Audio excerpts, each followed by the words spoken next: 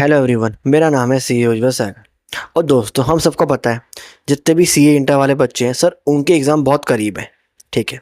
और सर, अगर आपको एग्ज़ाम में अच्छा स्कोर करना है तो एमसीक्यू आपको सही करके आने ही पड़ेंगे। ठीक है। अब सर, एमसीक्यू की प्रैक्टिस कहाँ से करें? तो सर, हमें पता है हमारे इंस्टीट्यूट आईसीएआई ने एक पूरी बुकलेट निकाली है जहाँ पे उन्हें बहुत सारे एमसीक्यू कवर करे हैं। ठीक है। तो सर, अब दिक्कत ये सर, टाइम तो बचा है नहीं, तो सर कैसे सारे एमसीक्यू कवर करें कि एक एक क्वेश्चन सॉल्व करने बैठे? या देखो, इतना टाइम नहीं है। तो मैंने आपके लिए इनकम टैक्स और जीएसटी में तो मैं आपकी हेल्प करने के लिए मैं एक पूरी रिवीजन सीरीज लेके आ रहा हूँ। सर, उसमें हम क्या करेंगे? देखो, पूरा क्वेश्चन सॉल्व करने का टाइम नहीं है, तो मैंने एक समरी बनाई है सर। सबसे पहले तो जिसमें मैंने इंक्लूड करा है एक टॉपिक इंडेक्स, कि कौन कौन से टॉपिक के ऊपर आईसीएआई ने कौन कौन से क्वेश्चन में पूछा है। ठीक है सर। उसके बाद हमने एक सेक्शन वाइज भी समरी बनाई है, और सर इसके अलावा हमने क्वेश्चन वाइज भी समरी बनाई है, जहाँ हमने लिखा है सर हर क्वेश्चन के अंदर कौन कौन सा कॉन्सेप्ट कवर करा गया है, क्या क्या पूछा गया और आपको क्या क्या चीज़ ध्यान रखनी है। ठीक है सर। क्या आप हमें सिर्फ ये पीडीएफ ही दोगे? नहीं, तो मैं एक पूरी रिवीजन सीरीज लेके आ रहा हूँ, जैसे जिसमें हर वीडियो के अंदर हम एक क्वेश्चन कवर करेंगे। हम देखेंगे सर उस क्वेश्चन में कौन कौन से कॉन्सेप्ट कवर करें हैं, उनको रिवाइज करेंगे। अलॉन्ग विद मैं आपको बताऊंगा कि आपको कौन कौन सी बातें ध्यान रखनी। तो अगर आपके पास पूरी बुकलेट सॉल्व करने का टाइम नहीं है, तो आप मेरी रिवीजन सीरीज फॉलो करो सर, जिससे आपको बहुत हेल्प होने वाली है। और आज की वीडियो स्टार्ट करते हैं। तो इस वीडियो के अंदर हम कवर करेंगे केस सिनेरियो नंबर 1। ठीक है सर। इस क्वेश्चन के अंदर आईसीएआई ने आपसे क्वेश्चन पूछा है regarding residential status, other sources and clubbing और कुछ प्रोसीजर की बातें करके चला। ठीक है। सबसे पहले कवर करते हैं सर क्वेश्चन के की फैक्टर क्या है। सर, एक इंडिविजुअल है जो एक इंडियन सिटीजन है, जो एक मेंबर है किसी क्रू का, किसी इंडियन शिप का जो इंडिया के बाहर जा रही है। उसने इंडिया को लीव करा ऑन 29 मई। सर, साथ ही साथ उसे कुछ इनकम आती है, किसी फॉरेन कंट्री से डिविडेंड की इनकम आती है, पाकिस्तान से एग्रीकल्चर इनकम आ रही है जो उसे मिली है इंडिया के अंदर, और उसे चेन्नई से कुछ हाउस रेंट की इनकम भी आके चल रही है। अब सर, कवर करते हैं कि आईसीएआई ने कौन कौन से कॉन्सेप्ट और कौन कौन से प्रोविज़न इस क्वेश्चन के अंदर कवर करके चले हैं। सबसे पहला जो उसने प्रोविज़न कवर करा है सर, वो करा है सेक्शन 6 का। सर, अगर आपको याद हो सर, जब भी मैं रेजिडेंशियल स्टेटस निकालता हूँ किसी इंडियन सिटीजन का जो इंडिया को लीव कर रहा है as a crew member of a Indian ship, तो सर उस केस के अंदर सबसे पहली बात, सबसे पहले स्टेप में जब मैं चेक करता हूँ कि वो रेजिडेंट है या फिर नॉन रेजिडेंट है, उस केस में मुझे सिर्फ पहली कंडीशन चेक करनी है कि क्या उसका स्टे इन इंडिया 182 डेज और मोर है या नहीं। मुझे 60 और 365 डेज वाली कंडीशन इस केस में कवर नहीं करनी होती है। याद आया सर, 3 केस थे जिनमें से 182 डेज वाली केस अप्लाई होता है। ठीक है, सबसे पहली बात। और सर, इन बंदों का जो मैं स्टे इन इंडिया निकालता हूँ तो तरीका थोड़ा अलग होता है। सर, तरीका क्या था वहाँ पे? सर, हम देखते हैं इन बंदों ने कंटिन्यूस डिस्चार्ज सर्टिफिकेट कब साइन करा था एंटर होने का, और कब साइन करा बाहर आने का। ये जो टोटल स्टे है, ये कहते हैं सर ये हो गया स्टे शिप पे, मतलब ये हो गया स्टे आउटसाइड इंडिया। इसको हम टोटल 365 में से माइनस करते हैं और हमें मिल जाता है इनका स्टे इन इंडिया, और फिर हम देखते हैं वो 182 डेज या मोर है या नहीं। ठीक है, तो सर एक ये वाला कॉन्सेप्ट आईसीएआई ने यहाँ पे जज करा है। आई होप आपको समझ में आया और याद आया होगा। ठीक है सर, अगला कौन सा कॉन्सेप्ट कवर करा है?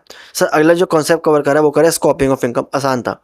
अगर आप एक बार नॉन रेजिडेंट बन गए तो उस केस के अंदर आपके लिए सिर्फ इंडियन इनकम इंडिया में टैक्सेबल होगी। सर, इंडियन इनकम कौन सी होती है? जो आपको अक्रू इन इंडिया हुई या फिर रिसीव इन इंडिया हुई। ठीक है, तो सर एक तो ये वाला कॉन्सेप्ट आईसीएआई ने यहाँ पे जज करा है। ये थोड़ा आसान कॉन्सेप्ट था। ठीक है, तो मैंने ये कहा अगर आप नॉन रेजिडेंट बन गए तो ओनली इनकम जो रिसीव या फिर अक्रू इंडिया हुई है वो इंडिया में टैक्सेबल होने वाली है। सर, जो अगला कॉन्सेप्ट आईसीएआई ने कवर करा है वो बहुत इंपॉर्टेंट है, और यहाँ बच्चे गलती करते हैं। सर, क्या? सर देखो, मैंने आपको क्वेश्चन में बताया इस बंदे को एग्रीकल्चर इनकम आ रही है पाकिस्तान से। तो सर आपको एक चीज़ ध्यान रखनी है। सर, मुझे पता है इनकम टैक्स के अंदर एग्रीकल्चर इनकम क्या होती है, एग्जाम, मुझे उसके ऊपर कोई टैक्स किसी बंदे को पे करने की जरूरत नहीं है। पर इनकम टैक्स एक्ट कहता है सर एग्रीकल्चर इनकम वही एग्रीकल्चर इनकम मानी जाएगी, इनकम टैक्स में एग्जाम्प्ट होगी अगर वो आ रही है किसी लैंड से जो कि इंडिया में है। अगर आपको एग्रीकल्चर इनकम आ रही है एक ऐसी लैंड से जो इंडिया में है, हम उसे एग्रीकल्चर इनकम मानेंगे अंडर इनकम टैक्स एक्ट और वो एग्जाम्प्ट करेंगे।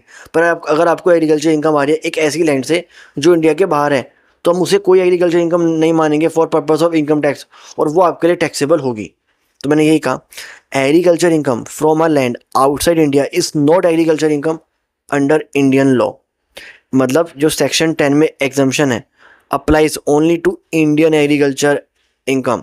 सिंस ये जो इनकम है सब, पहली बात तो पाकिस्तान से आ रही है तो ये एग्जाम्प्ट तो नहीं होगी, और दूसरी चीज़ क्योंकि ये रिसीव इन इंडिया हो रही है तो ये इंडिया में टैक्सेबल होगी, चाहे आपका स्टेटस कुछ भी है। तो मैंने ये कहा सीन्स, तो ये इंडिया में टैक्सेबल होकर चलेगी, ठीक है। सर अगला पॉइंट जो कवर कर रहा है वो कवर कर रहा है सर हाउस प्रॉपर्टी का स्टैंडर्ड डिडक्शन का। सिंपल पॉइंट है, 30% मिलते हैं, कुछ खास था नहीं।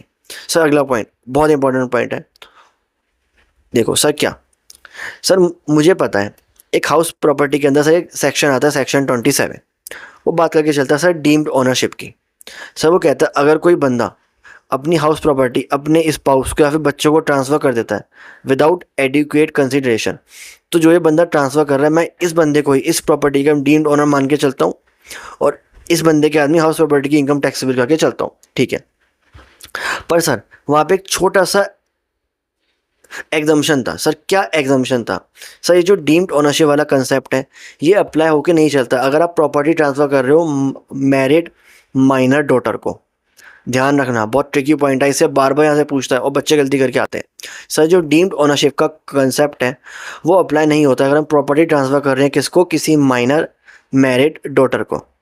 तो सर वहाँ उस केस में क्या होता है, सर उस केस के अंदर डीम्ड ओनरशिप अप्लाई होकर नहीं चलता सर, वहाँ पे इंस्टेड क्लबिंग के प्रोविज़न अप्लाई होकर चलते हैं।